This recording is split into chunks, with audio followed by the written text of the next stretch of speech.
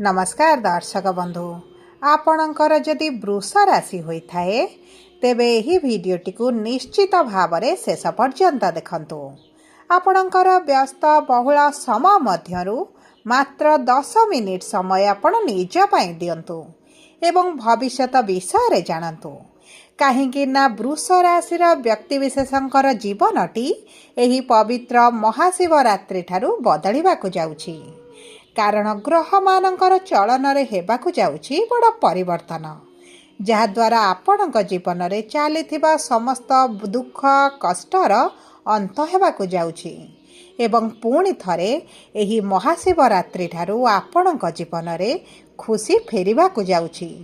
आपणक राशि रे राजयोगर संयोग सृष्टि हेबा पई जाउछि एवं तीनोटी बड़ शुभ ग्रह आपणकर केन्द्र को गोचर करबा पई जाउछंती।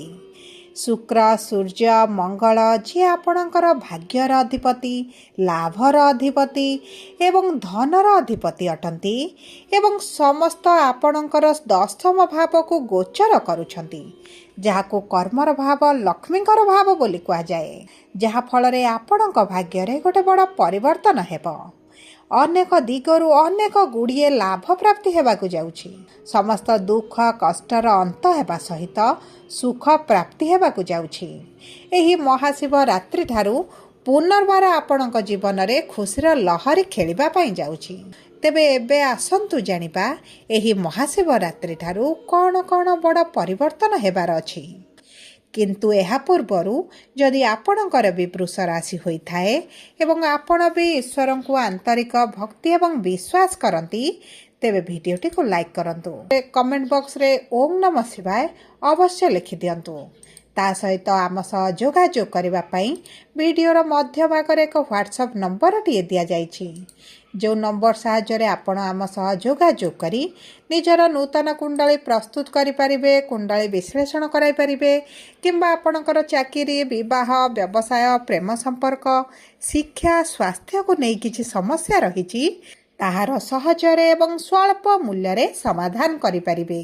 सेतिपई आपण आम सह वीडियोर शेष पर्यंत जोड़ी होई रुहंतु एवं व्हाट्सएप नंबर माध्यम आम सह जोगाजोग करी खूब कम मूल्य रे आपण आपणक समस्यार समाधान करंतु। एबे आसंतु कार्यक्रमटी को आग को बढ़ाइबा। देखंतु आपणकर राशिर स्वामी हेउछंती शुक्र।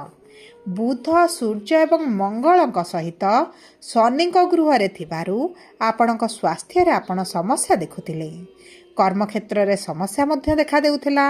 आपणकर धनर समस्या मध्य बढ़ी जाइथिला एवं आपण ऋण आनिथिले किंतु ऋणटी के सुझी पारु नांती, जो फलरु आपणकर ऋणर भारटी बढ़ी जाइछि। आपण जो कार्य रे हाथ देउछंती सेथिरे आपणको सफलता मध्य मिली पारुनी। मानसिक चाप भीतर आपण रहुछंती। परिवार रे मध्य शांति आपणको मिलु नाही।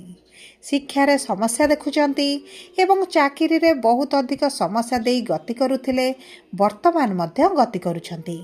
सबुठारु बड़ कथा हला संतान संततिक पई आपण बहुत अधिक चिंतित रहिचंती।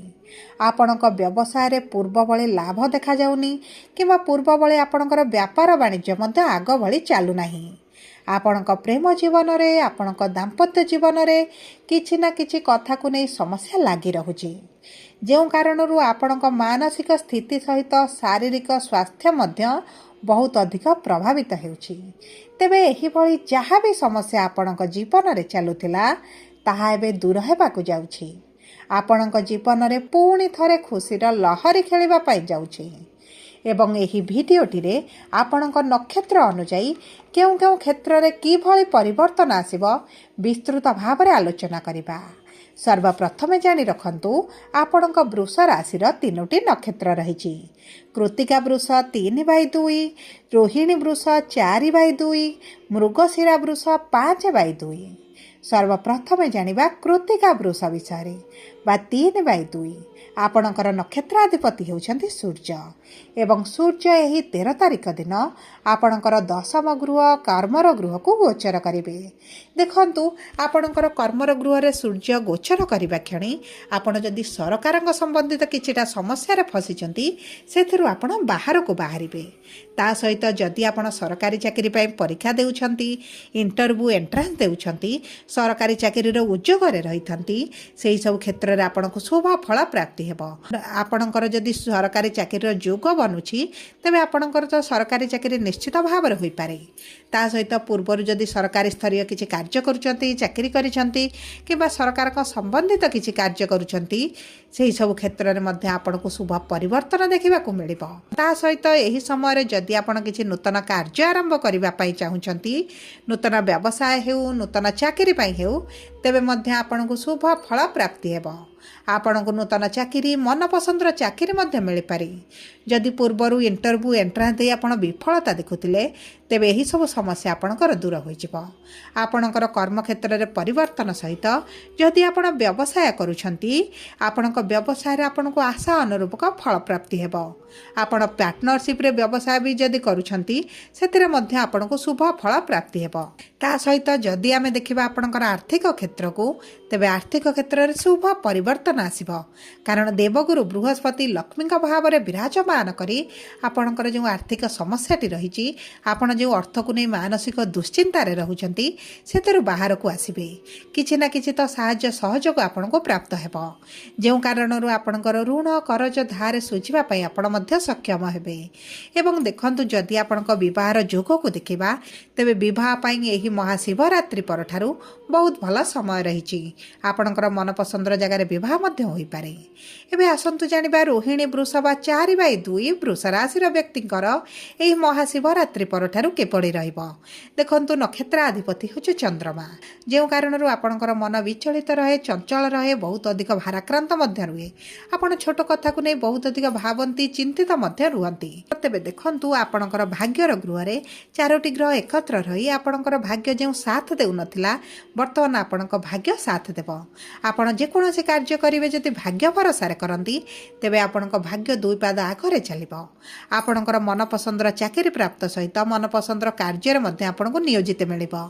जदि आपण किछि नूतन भाव में कार्य आरंभ करिवे सेतिरे मध्ये सफलता प्राप्ति हेबो।